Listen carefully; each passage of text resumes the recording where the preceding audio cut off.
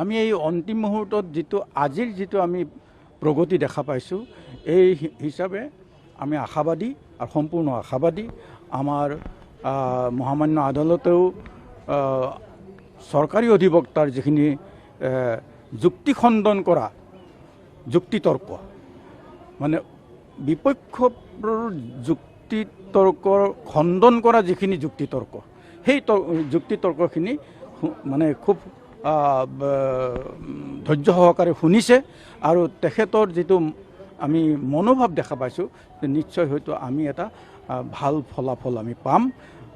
অন্ততঃ অসমত হওক বা ভাৰতত হওক এটা দৃষ্টান্তমূলক শাস্তি আমি হয়তো অসমৰ ৰাইজে দেখা পাব বা ভাৰতৰ ৰাইজে দেখা পাব। আৰু এই দুষ্কৃতিকাৰী এই জঘন্য মানসিকতাৰ এই মানে এনেকুৱা ধৰণৰ যিবিলাক মানে ঘটোৱা এই ব্যক্তি এওঁলোকক ব্যক্তি বুলি ক'ব নোৱাৰি, মানে মানুহৰূপী পশু বুলি ক'ব পাৰি।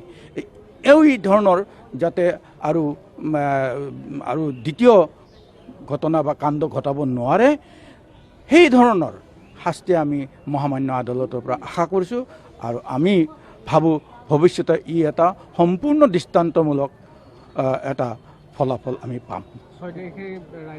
6 তাৰিখে ৰায়দান হ'ব বুলি আমাৰ অধিবক্তা মহোদয়ে কৈছে আৰু সম্ভাৱনা আছে, হয়তো কিবা কাৰণত যদি আৰু হয়তো পলম হয় সেইটো পিছৰ কথা, কিন্তু 6 তাৰিখটো বৰ্তমান এনেকুৱা ধৰণে মানে এটা আশা ৰখা হৈছে।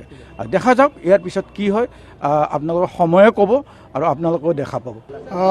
সুদীৰ্ঘ 7.5 বছৰতকৈ বেছি দিন এই শুনানি প্ৰক্ৰিয়াটো চলিলে। আজি শুনানি প্ৰক্ৰিয়াটোৰ শেষ দিন আছিলে আৰ্গুমেণ্টৰ জৰিয়তে। গতিকে যিখিনি হ'ল বহুত দেৰি হ'ল যদিও শেষটো হয়তো ভাল হ'ব আমি আশা কৰিছোঁ যে দুখীয়া উচিত শাস্তি পাব।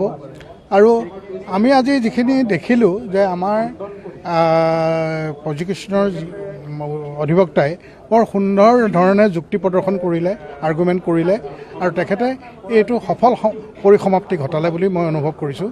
আৰু দুখীয়া একদম যিমানখিনি আমি বিচাৰিছোঁ সেইখিনি শাস্তি পাব বুলি মই পতিয়ন গৈছোঁ। 6 তাৰিখে ৰায়দান হ'ব। 6 তাৰিখে এটা ডেট দিছে যে 6 তাৰিখে ৰায়দান হ'ব বুলিয়েই তেখেতে ডেট দিছে, কিন্তু অনতিপলমে 6 তাৰিখে যদি কিবা কাৰণে নহয়ও তেওঁ অনতিপলমে এপ্ৰিলৰ ভিতৰতে 6 এপ্ৰিলত দিছেতো, গতিকে এপ্ৰিলৰ ভিতৰতে ৰায়দান প্ৰক্ৰিয়াটো সম্পূৰ্ণ হ'ব বুলি আমি পতিয়ন গৈছোঁ।